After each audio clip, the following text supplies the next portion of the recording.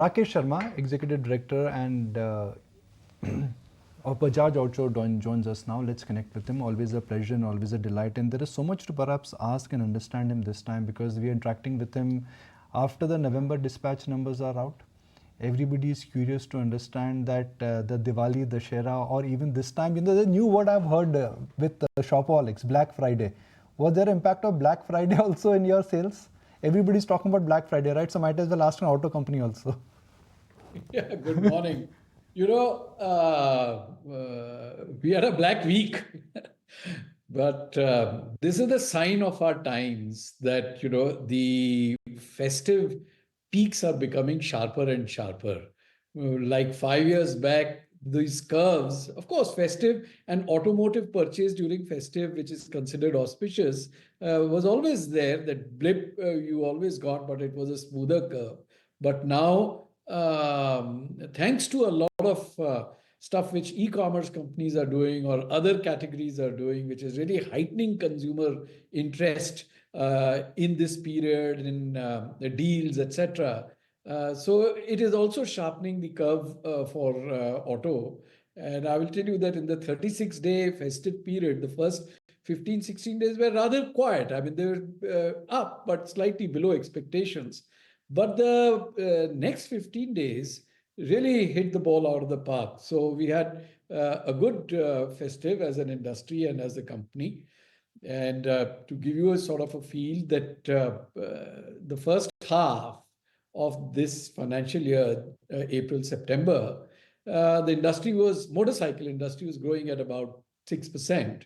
But this has perked it up, and I think we are looking at something like October to March period at about 8% kind of a growth. So that it's a very good impact of the festive. Mr. Sharma, I'll take the clock back and talk about your communication after the numbers, which in a sense was not, markets did not take it very kindly when you communicated the demand outlook. Then we interacted with you on ET Now and you clarified that. And you said, look, we are trying to say is that there's a little bit of fog on the windscreen, but the reality is not as bad as what markets are perceiving it. But we spoke to you, this was in November.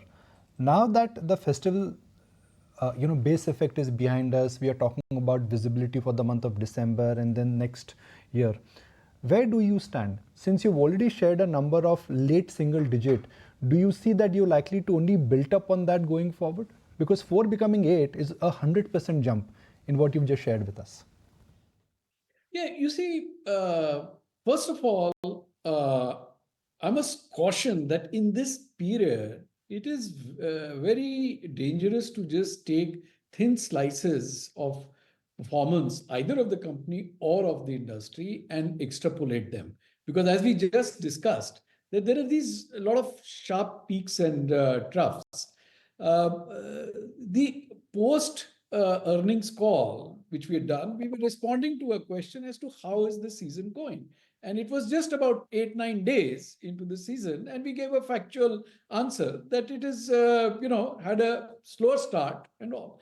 And we said that things, and we said in the call also that going forward things can dramatically change. But till it doesn't unfold, you cannot predict what it's going to be. And sure enough, that's exactly what happened. So in our own meetings and assessments, we actually tend to look at a September to November period to understand what is the underlying performance of the industry and the company. This is because, even the 36-day period is misleading because there is a pre-season Pitru Paksh, which is a slow period, which fell in September this year, but which fell in October last year. And if you also look at the November retails, you will see that the November retails are on the Vahan portal are very, very high because there is a lead and lag effect, etc. So that is why we tend to look at a September to November period. When we examine that, we feel that going forward, a 6 to 8% kind of a industry performance is looking likely. This is being driven, in our opinion, as has been the case for almost last couple of years, by the upper half of the industry, which is actually now 53%.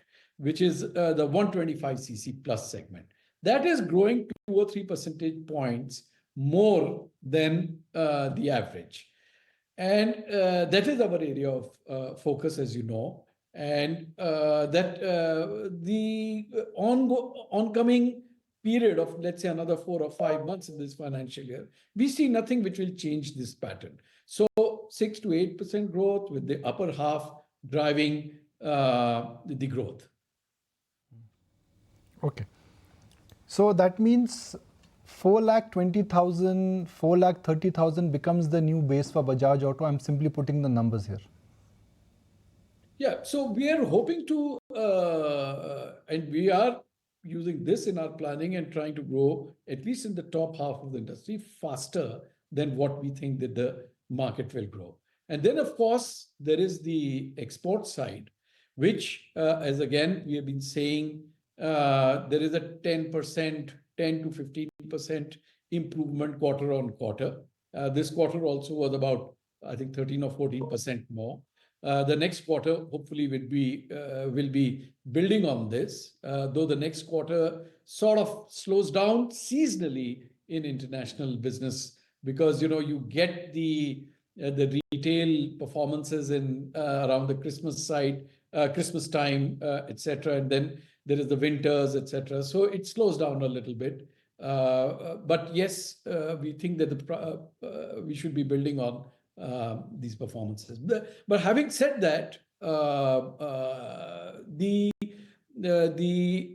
Africa performance, which is growing again and stabilizing, we are watching it carefully, because the macroeconomic issues are not behind Africa. It is very welcome that every month we are seeing in important countries like Africa, like Nigeria, a growth.